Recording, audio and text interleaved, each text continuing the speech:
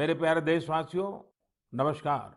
अक्सर मन की बात में आपके प्रश्नों की बौछार रहती है। इस बार मैंने सोचा कि कुछ अलग किया जाए। मैं आपसे प्रश्न करूं, तो ध्यान से सुनिए मेरे सवाल। ओलंपिक में इंडिविजुअल गोल्ड जीतने वाला पहला भारतीय कौन था? ओलंपिक के कौन से खेल में भारत ने अब तक सबसे ज्यादा मेडल जीते हैं? ओलंपिक में किस खिलाड़ी ने सबसे ज्यादा पदक जीते हैं? साथियों, आप मुझे जवाब भेजे न भेजे, पर माय गॉव में ओलंपिक्स पर जो क्विज है, उसमें प्रश्नों के उत्तर देंगे तो कई सारे इनाम जीतेंगे।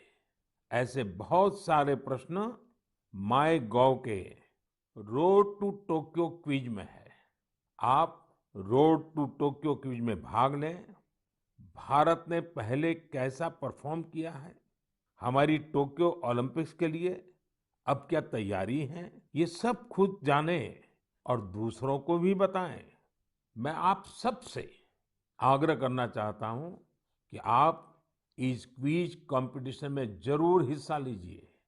साथियों, जब बात टोक्यो ओलंपिक्स की हो रही हो, तो भला मिल्खा सिंह जी जैसे लीजेंडरी एथलीट को कौन भूल सकता है।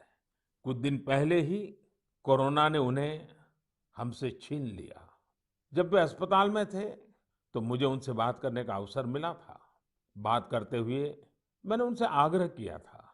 मैंने कहा था कि आपने तो 1964 में टोक्यो ओलंपिक्स में भारत का प्रतिनिधित्व किया था। इसलिए इस बार जब हमारे खिलाड़ी ओलंपिक्स के लिए टोक्यो जा रहे हैं, तो आपको हमारे एथलीट्स का मनोबल बढ़ाना है, उन्हें अपने संदेश से प्रेरित करना है। वो खेल को लेकर इतना समर्पित और भावुक थे कि बीमारी में भी उन्होंने तुरंत ही इसके लिए हामी भर दी। लेकिन दुर्भाग्य से नियति को कुछ और मंजूर था। मुझे आज भी याद है, 2014 में वो सूरत आए थे।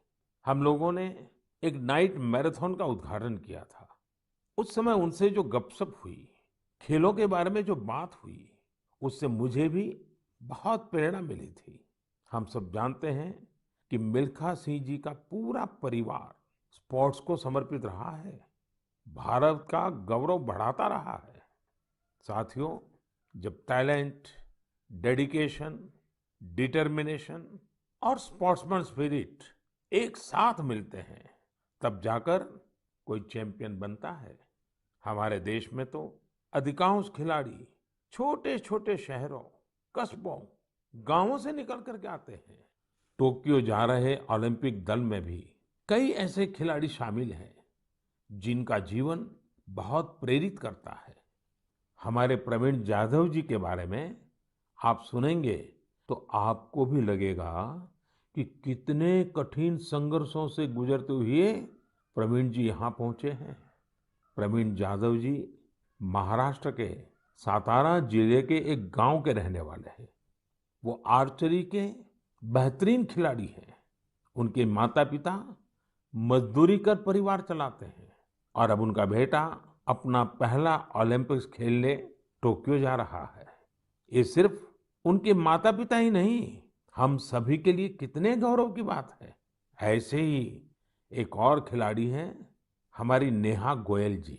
नेहा टोक्यो जा रही महिला हॉकी टीम की सदस्य हैं। उनकी माँ और बहनें साइकिल की फैक्ट्री में काम करके परिवार का खर्च जुटाती हैं। नेहा की तरह ही दीपिका कुमारी जी के जीवन का सफर भी उतार चढ़ाव भरा रहा है। दीपिका के पिता ऑटो रिक्शा चलाते हैं और उनकी माँ नर्स हैं। और अब देखिए, दीपिका अब टोक्यो ओलंपिक्स में भारत की तरफ से एकमात्र महिला तीरंदाज है। कभी विश्व की नंबर 1 तीरंदाज रही दीपिका के साथ हम सबकी शुभकामना है।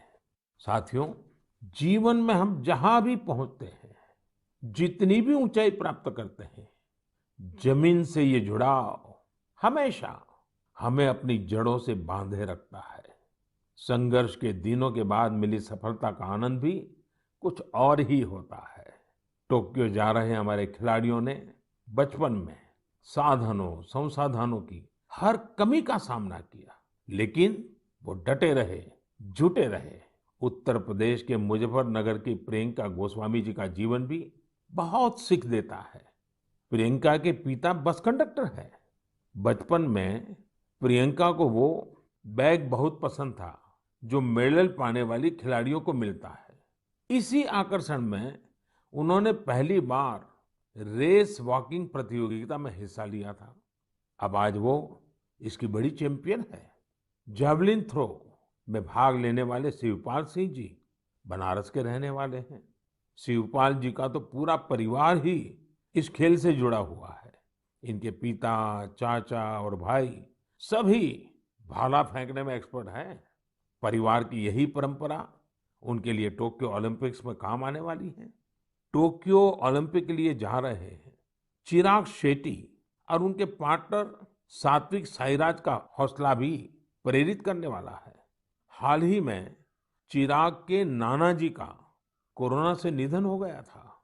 सात्विक भी खुद पिछले साल कोरोना पॉजिटिव हो गए थे, लेकिन इन मुश्किलों के बाद भी ये दोनों मेंस डबल शटल कंपटीशन में अपना सर्वश्रेष्ठ देने की तैयारी में जुटे हैं।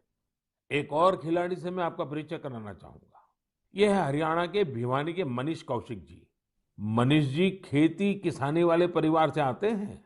बचपन में खेतों में काम करते करते मनीष को बॉक्सिंग का शौक हो गया था। आज ये शौक उन्हें टोक्यो ले जा रहा है। एक और खिलाड़ी हैं सीए भवानी देवी जी। नाम भवानी है और ये तलवारबाजी में एक्सपर्ट है।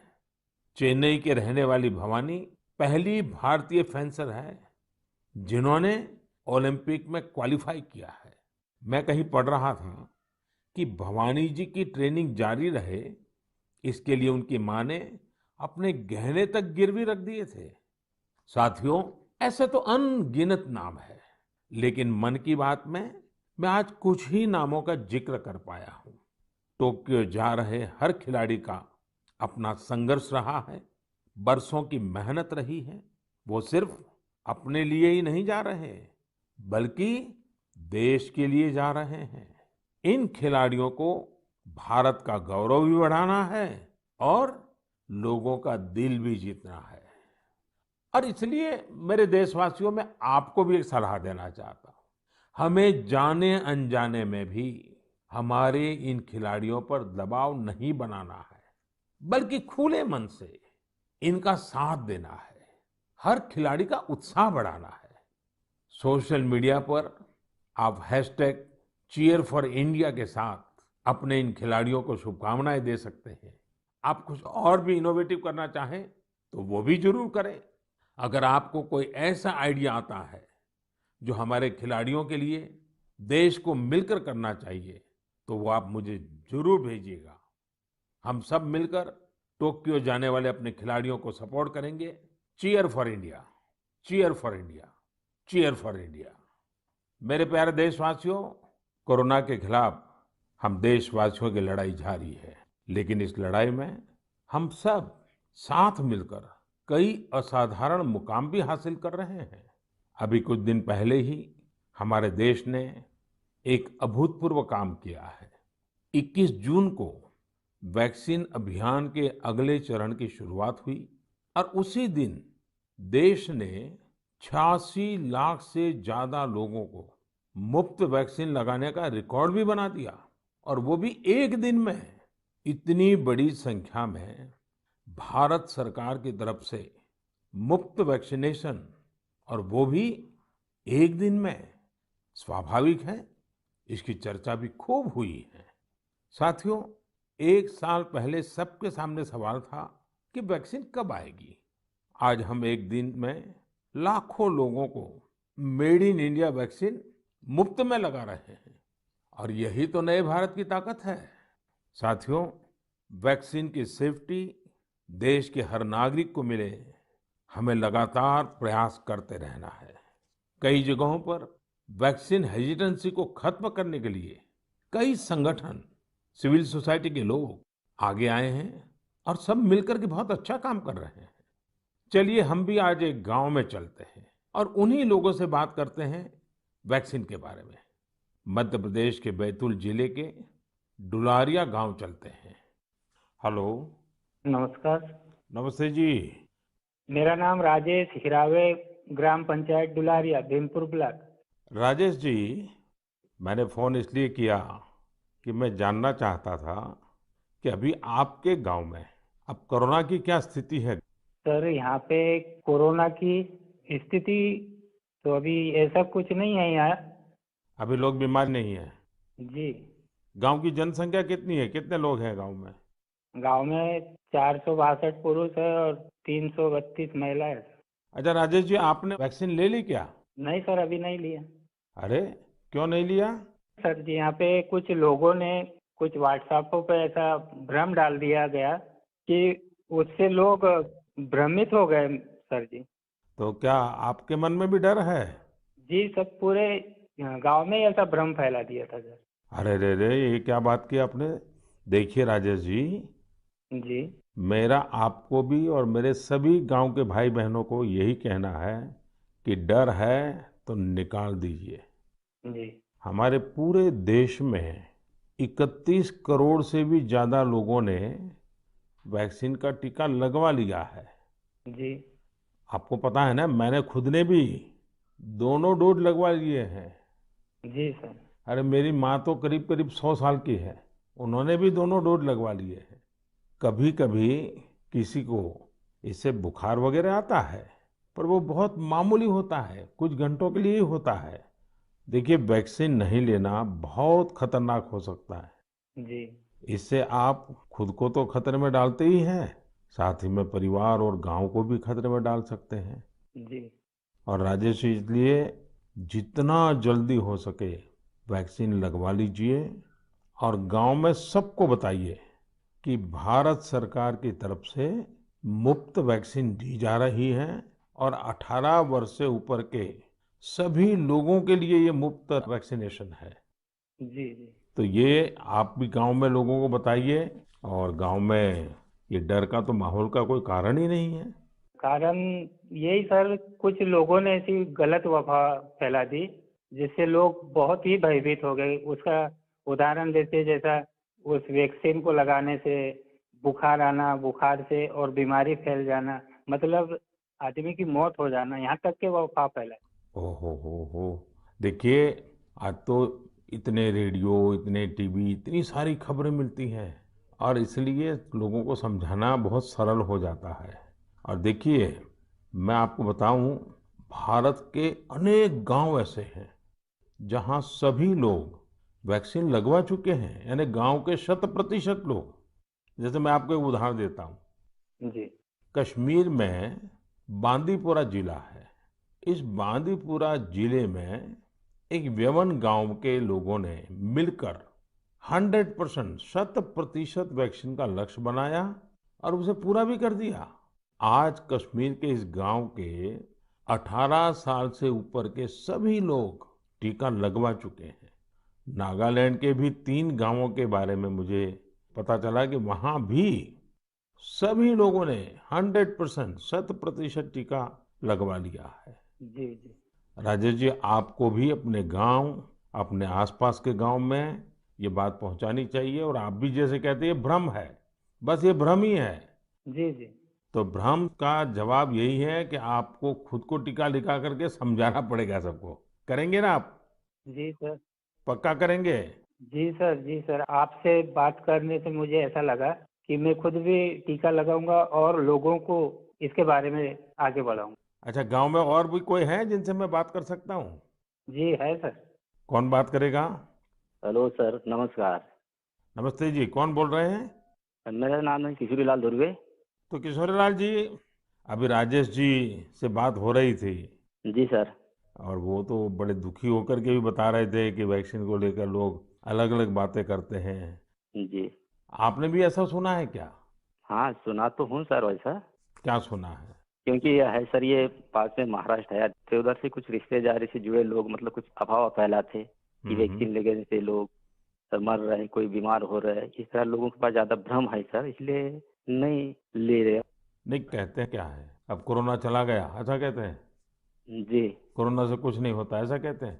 नहीं, कोरोना चला गया नहीं बोलते सर, कोरोना तो है बोलते, लेकिन वैक्सीन जो लेते हैं उससे मतलब बीमारी हो रहे और मर रहे, ये स्थिति बताते सर वो। अच्छा, वैक्सीन के कारण मर रहे हैं? अपना क्षेत्र आदिवासी क्षेत्र है सर, ऐसे भी लोग इसमें जल्दी डरते हैं, जो भ्रम फैला देते इस कारण से, मतलब लोग नहीं ले रहे सर वैक्सीन।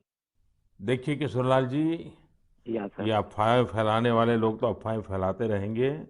जी। हमें तो जिंदगी बचानी है, अपने गांव वालों को बचाना है, अपने देशवासियों को बचाना है। और ये अगर कोई कहता है कि कोरोना चला गया, तो ये भ्रम में मत रहिए। जी। ये बीमारी ऐसी है, ये बहुरूपिये वाली है। जी सर। वो रूप बदलती है, नए नए रंग रूप करके पहुंच जाती है। जी। और उसमें बचने के लिए हमारे पास दो रास्ते हैं। एक तो कोरोना के लिए जो प्रोटोकॉल बना है, मास्क पहनना, साबुन से बार बार हाथ धोना, दूरी बनाए रखना। और दूसरा रास्ता है, इसके साथ साथ वैक्सीन का टीका लगवाना। वो भी एक अच्छा सुरक्षा कवच है, तो उसकी चिंता करिए। जी। अच्छा किशोरलाल जी, ये बताइए, जी सर। जब लोग आपसे बातें करते तो आप कैसे समझाते हैं लोगों को? आप समझाने का काम करते हैं कि आप भी अफवाह में आ जाते हैं? अरे समझाए क्या, वो लोग ज्यादा हो जाते सर, तो हम भी भयभीत में आ जाते ना सर। देखिए किशोरलाल जी, मेरी आपसे बात हुई है, आज आप मेरे साथी हैं। जी सर। आपको डरना नहीं है और लोगों के डर को भी निकालना है। निकालोगे? जी। निकालेंगे सर, लोगों के डर को भी निकालेंगे सर, मैं स्वयं भी खुद लगाऊंगा। देखिए, अफवाहों पर बिल्कुल ध्यान न दें। जी। आप जानते हैं हमारे वैज्ञानिकों ने कितनी मेहनत करके वैक्सीन बनाई है।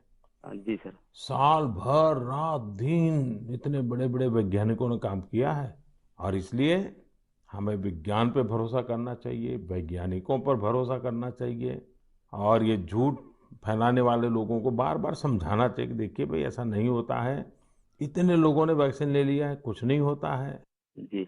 और अफवाहों से बहुत बच करके रहना चाहिए, गांव को भी बचाना चाहिए। जी। और राजेश जी, किशोरीलाल जी, आप जैसे साथियों को तो मैं कहूंगा कि आप अपने ही गांव में नहीं, और गांवों में भी इन अफवाहों को रोकने का काम कीजिए और लोगों को बताइए मेरे से बात हुई है। जी सर। बता दीजिए, मेरा नाम बता दीजिए। बताएंगे सर, और समझाएंगे लोगों को, और स्वयं भी लेंगे। देखिए, आपके पूरे गांव को मेरी तरफ से शुभकामनाएं दीजिए। जी सर। और सभी से कहिए कि जब भी अपना नंबर आए, जी। वैक्सीन जरूर लगवाएं। ठीक है सर। मैं चाहूंगा कि गांव की महिलाओं को, हमारी माताओं बहनों को जी सर। इस काम में ज्यादा से ज्यादा जोड़िए और सक्रियता के साथ उनको साथ रखिए। जी। कभी कभी माताएं बहनें बात कहती हैं ना, लोग जल्दी मान जाते हैं। जी। आपके गांव में जब टीकाकरण पूरा हो जाए तो मुझे बताएंगे आप? हाँ बताएंगे सर। पक्का बताएंगे? जी। देखिए, मैं इंतजार करूंगा आपकी चिट्ठी का। जी सर। चलिए राजेश जी, किशोर जी, बहुत बहुत धन्यवाद, आपसे बात करने का मौका मिला। धन्यवाद सर, आपने हम बात किया है, बहुत बहुत धन्यवाद आपको भी। साथियों, कभी न कभी ये विश्व के लिए केस स्टडी का विषय बनेगा कि भारत के गांव के लोगों ने, हमारे वनवासी आदिवासी भाई बहनों ने इस कोरोना काल में किस तरह अपने सामर्थ्य और सूझबूझ का परिचय दिया। गांव के लोगों ने क्वारंटाइन सेंटर बनाए, स्थानीय जरूरतों को देखते हुए कोविड प्रोटोकॉल बनाए। गांव के लोगों ने किसी को भूखा नहीं सोने दिया, खेती का काम भी रुकने नहीं दिया। नजदीक के शहरों में दूध, सब्जियां, ये सब हर रोज पहुंचता रहे, ये भी गांव ने सुनिश्चित किया। यानी खुद को संभाला, औरों को भी संभाला। ऐसे ही हमें वैक्सीनेशन अभियान में भी करते रहना है। हमें जागरूक रहना भी है और जागरूक करना भी है। गांव में हर एक व्यक्ति को वैक्सीन लग जाए, ये हर गांव का लक्ष्य होना चाहिए।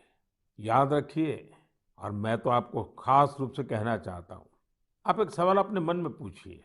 हर कोई सफल होना चाहता है, लेकिन निर्णायक सफलता का मंत्र क्या है? निर्णायक सफलता का मंत्र है निरंतरता। इसलिए हमें सुस्त नहीं पड़ना है, किसी भ्रांति में नहीं रहना है। हमें सतत प्रयास करते रहना है, कोरोना पर जीत हासिल करनी है। मेरे प्यारे देशवासियों, हमारे देश में अब मानसून का सीजन भी आ गया है। बादल जब बरसते हैं तो केवल हमारे लिए नहीं बरसते, बल्कि बादल आने वाली पीढ़ियों के लिए भी बरसते हैं। बारिश का पानी जमीन में जाकर इकट्ठा भी होता है, जमीन के जल स्तर को भी सुधारता है, और इसलिए मैं जल संरक्षण को देश सेवा का ही एक रूप मानता हूँ। आपने भी देखा होगा, हम में से कई लोग इस पुण्य को अपनी जिम्मेदारी मानकर लगे रहे हैं। ऐसे ही एक शख्स हैं उत्तराखंड के पौड़ी गढ़वाल के सच्चिदानंद भारती जी। भारती जी एक शिक्षक हैं और उन्होंने अपने कार्यों से भी लोगों को बहुत अच्छी शिक्षा दी है। आज उनकी मेहनत से ही पौड़ी गढ़वाल के उफरैंखाल क्षेत्र में पानी का बड़ा संकट समाप्त हो गया। जहां लोग पानी के लिए तरसते थे, वहां आज साल भर जल की आपूर्ति हो रही है। साथियों, पहाड़ों में जल संरक्षण का एक पारंपरिक तरीका रहा है, जिसे चाल खाल भी कहा जाता है, यानी पानी जमा करने के लिए बड़ा सा गड्ढा खोदना। इस परंपरा में भारती जी ने कुछ नए तौर तरीकों को भी जोड़ दिया। उन्होंने लगातार छोटे बड़े तालाब बनवाए।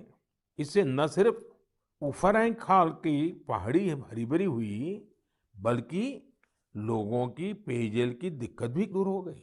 आप ये जानकर हैरान रह जाएंगे कि भारती जी ऐसी 30,000 से अधिक जल तलैया बनवा चुके हैं। 30,000। उनका ये भगीरथ कार्य आज भी जारी है और अनेक लोगों को प्रेरणा दे रहे हैं। साथियों, इसी तरह यूपी के बांदा जिले में अंधाव गांव के लोगों ने भी एक अलग ही तरह का प्रयास किया है। उन्होंने अपने अभियान को बड़ा ही दिलचस्प नाम दिया है, खेत का पानी खेत में, गांव का पानी गांव में। इस अभियान के तहत गांव के कई 100 बीघे खेतों में ऊंची ऊंची मेड़ बनाई गई है। इससे बारिश का पानी खेत में इकट्ठा होने लगा और जमीन में जाने लगा। अब ये सब लोग खेतों की मेड़ पर पेड़ लगाने की भी योजना बना रहे हैं। यानी अब किसानों को पानी, पेड़ और पैसा तीनों मिलेगा। अपने अच्छे कार्यों से पहचान तो उनके गांव की दूर दूर तक वैसे भी हो रही है। साथियों, इन सभी से प्रेरणा लेते हुए हम अपने आसपास जिस भी तरह से पानी बचा सकते हैं, हमें बचाना चाहिए। मानसून के इस महत्वपूर्ण समय को हमें गंवाना नहीं है। मेरे प्यारे देशवासियों, हमारे शास्त्रों में कहा गया है, नास्ति मूलम अनौषधम, अर्थात पृथ्वी पर ऐसी कोई वनस्पति ही नहीं है जिसमें कोई न कोई औषधीय गुण न हो। हमारे आसपास ऐसे कितने ही पेड़ पौधे होते हैं जिनमें अद्भुत गुण होते हैं, लेकिन कई बार हमें उनके बारे में पता ही नहीं होता। मुझे नैनीताल से एक साथी भाई परितोष ने इस विषय पर एक पत्र भेजा है। उन्होंने लिखा है कि उन्हें गिलोय और दूसरी कई वनस्पतियों के इतने चमत्कारी मेडिकल गुणों के बारे में कोरोना आने के बाद ही पता चला। परितोष ने मुझे आग्रह भी किया है कि मैं मन की बात के सभी श्रोताओं से कहूं कि आप अपने आसपास की वनस्पतियों के बारे में जानिए और दूसरों को भी बताइए। वास्तव में ये तो हमारी सदियों पुरानी विरासत है, जिसे हमें ही संजोना है। इसी दिशा में मध्य प्रदेश के सतना के एक साथी हैं श्रीमान रामलोटन कुशवाहा जी। उन्होंने बहुत ही सराहनीय काम किया है। रामलोटन जी ने अपने खेत में एक देशी म्यूजियम बनाया है। इस म्यूजियम में उन्होंने सैकड़ों औषधीय पौधों और बीजों का संग्रह किया है। इन्हें वो दूर सुदूर क्षेत्रों से यहाँ लेकर आए हैं। इसके अलावा वो हर साल कई तरह की भारतीय सब्जियां भी उगाते हैं। रामलोटन जी की इस बगिया, इस देशी म्यूजियम को लोग देखने भी आते हैं और उससे बहुत कुछ सीखते भी हैं। वाकई एक बहुत अच्छा प्रयोग है जिसे देश के अलग अलग क्षेत्रों में दोहराया जा सकता है। मैं चाहूंगा आप में से जो लोग इस तरह का प्रयास कर सकते हैं वो जरूर करें। इससे आपकी आय के नए साधन भी खुल सकते हैं। एक लाभ ये भी होगा कि स्थानीय वनस्पतियों के माध्यम से आपके क्षेत्र की पहचान भी बढ़ेगी। मेरे प्यारे देशवासियों, अब से कुछ दिनों बाद 1 जुलाई को हम नेशनल डॉक्टर्स डे मनाएंगे। ये दिन देश के महान चिकित्सक और स्टेट्समैन डॉक्टर बीसी राय की जन्म जयंती को समर्पित है। कोरोना काल में डॉक्टर्स के योगदान के हम सब आभारी हैं। हमारे डॉक्टर्स ने अपनी जान की परवाह न करते हुए हमारी सेवा की है। इसलिए इस बार नेशनल डॉक्टर्स डे और भी खास हो जाता है। साथियों, मेडिसिन की दुनिया के सबसे सम्मानित लोगों में से एक हिपोक्रेट्स ने कहा था, wherever the art of medicine is loved, there is also a love of humanity. यानी जहां आर्ट ऑफ मेडिसिन के लिए प्रेम होता है, वहां मानवता के लिए भी प्रेम होता है। डॉक्टर्स इसी प्रेम की शक्ति से ही हमारी सेवा कर पाते हैं। इसलिए हमारा ये दायित्व है कि हम उतने ही प्रेम से उनका धन्यवाद करें, उनका हौसला बढ़ाएं। वैसे हमारे देश में कई लोग ऐसे भी हैं जो डॉक्टर्स की मदद के लिए आगे बढ़कर काम करते हैं। श्रीनगर से एक ऐसे ही प्रयास के बारे में मुझे पता चला। यहाँ डल झील में एक बोट एम्बुलेंस सर्विस की शुरुआत की गई। इस सेवा को श्रीनगर के तारिक अहमद पटलू जी ने शुरू किया, जो एक हाउस बोट ओनर है। उन्होंने खुद भी कोविड-19 से जंग लड़ी है और इसी से उन्हें एम्बुलेंस सर्विस शुरू करने के लिए प्रेरित किया। उनकी इस एम्बुलेंस से लोगों को जागरूक करने का अभियान भी चल रहा है। वो लगातार एम्बुलेंस से अनाउंसमेंट भी कर रहे हैं। कोशिश यही है कि लोग मास्क पहनने से लेकर दूसरी हर जरूरी सावधानी बरतें। साथियों, डॉक्टर्स डे के साथ ही 1 जुलाई को चार्टर्ड अकाउंटेंट्स डे भी मनाया जाता है। मैंने कुछ वर्ष पहले देश के चार्टर्ड अकाउंटेंट्स से ग्लोबल लेवल की भारतीय ऑडिट फर्म्स का उपहार मांगा था। आज मैं उन्हें इसकी याद दिलाना चाहता हूँ। अर्थव्यवस्था में पारदर्शिता लाने के लिए चार्टर्ड अकाउंटेंट्स बहुत अच्छी और सकारात्मक भूमिका निभा सकते हैं। मैं सभी चार्टर्ड अकाउंटेंट्स, उनके परिवार के सदस्यों को अपनी शुभकामनाएं देता हूँ। मेरे प्यारे देशवासियों, कोरोना के खिलाफ भारत की लड़ाई की एक बड़ी विशेषता है। इस लड़ाई में देश के हर व्यक्ति ने अपनी भूमिका निभाई है। मैंने मन की बात में अक्सर इसका जिक्र किया है, लेकिन कुछ लोगों को शिकायत भी रहती है कि उनके बारे में उतनी बात नहीं हो पाती है।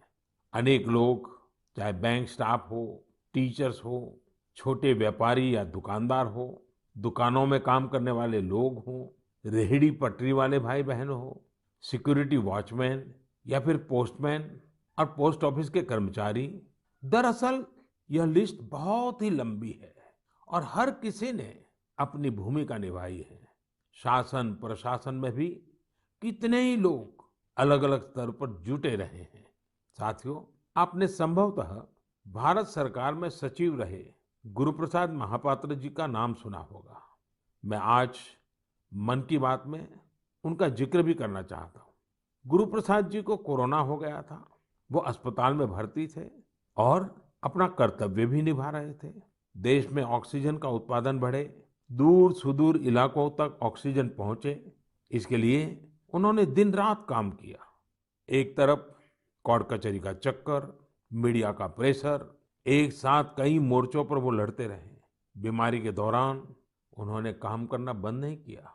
मना करने के बाद भी वो जीत करके ऑक्सीजन पर होने वाली वीडियो कॉन्फ्रेंस में भी शामिल हो जाते थे।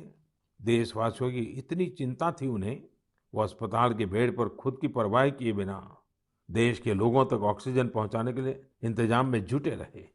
हम सबके लिए दुखद है कि इस कर्मयोगी को भी देश ने खो दिया है। कोरोना ने उन्हें हमसे छीन लिया है। ऐसे अनगिनत लोग हैं जिनकी चर्चा कभी हो नहीं पाई। ऐसे हर व्यक्ति को हमारी श्रद्धांजलि यही होगी कि हम कोविड प्रोटोकॉल का पूरी तरह पालन करें, वैक्सीन जरूर लगवाएं। मेरे प्यारे देशवासियों, मन की बात की सबसे अच्छी बात यह है कि इसमें मुझसे ज्यादा आप सबका योगदान रहता है। अभी मैंने माय गॉव में एक पोस्ट देखी जो चेन्नई के थिरु आर गुरुप्रसाद जी की है। उन्होंने जो लिखा है वो जानकर आपको भी अच्छा लगेगा। उन्होंने लिखा है कि वो मन की बात प्रोग्राम के रेगुलर लिसनर है। गुरुप्रसाद जी की पोस्ट से अब मैं कुछ पंक्तियां कोट कर रहा हूं। उन्होंने लिखा है, जब भी आप तमिलनाडु के बारे में बात करते हैं तो मेरा इंटरेस्ट और भी बढ़ जाता है। आपने तमिल भाषा और तमिल संस्कृति की महानता, तमिल त्योहारों और तमिलनाडु के प्रमुख स्थानों की चर्चा की है। गुरु प्रसाद जी आगे लिखते हैं कि मन की बात में मैंने तमिलनाडु के लोगों की उपलब्धियों के बारे में भी कई बार बताया है। थिरुकुरल के प्रति आपके प्यार और थिरुवल्लुवर जी के प्रति आपके आदर का तो कहना ही क्या।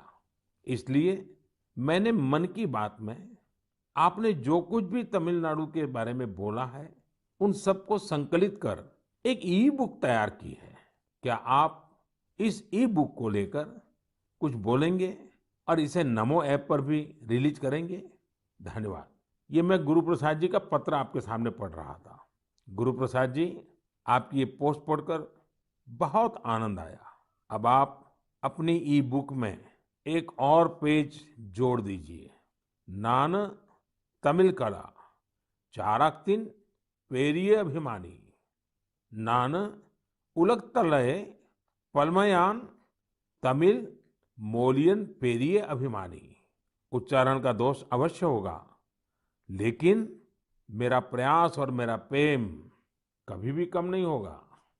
जो तमिल भाषी नहीं है उन्हें मैं बताना चाहता हूँ, गुरु प्रसाद जी को मैंने कहा है, मैं तमिल संस्कृति का बहुत बड़ा प्रशंसक हूँ।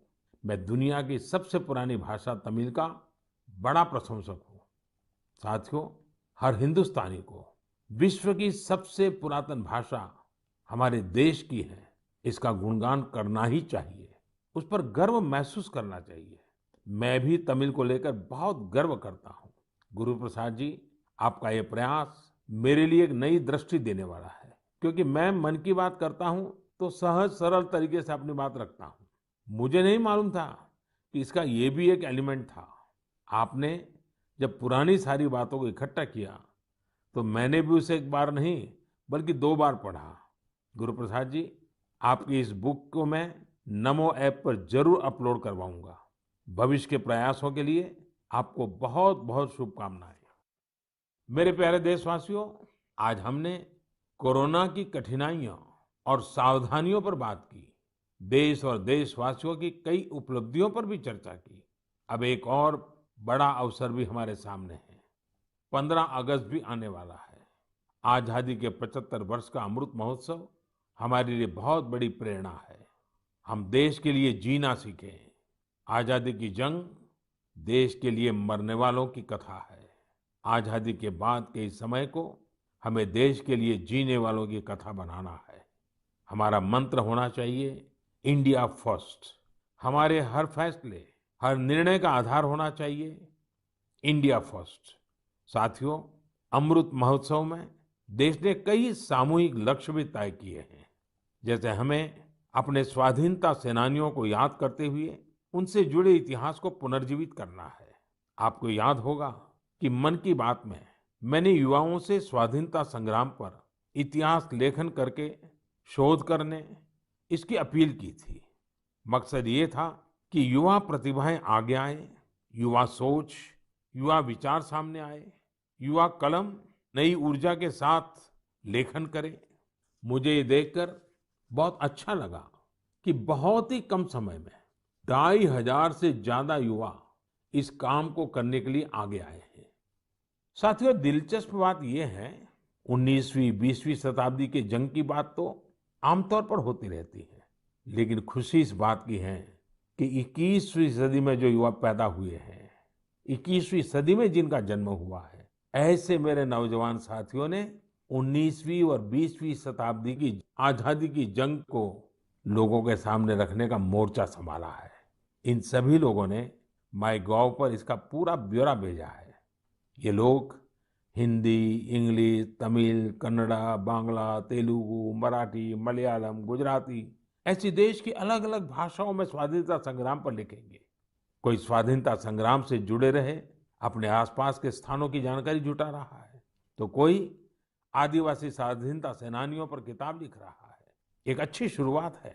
मेरा आप सभी से अनुरोध है कि अमृत महोत्सव से जैसे भी जुड़ सकते हैं जरूर जुड़े। ये हमारा सौभाग्य है कि हम आजादी के 75 वर्ष के पर्व का साक्षी बन रहे हैं। इसलिए अगली बार जब हम मन की बात में मिलेंगे तो अमृत महोत्सव की और तैयारियों पर भी बात करेंगे। आप सब स्वस्थ रहिए, कोरोना से जुड़े नियमों का पालन करते हुए आगे बढ़िए, अपने नए नए प्रयासों से देश को ऐसे ही गति देते रहिए। इन्हीं शुभकामनाओं के साथ बहुत बहुत धन्यवाद।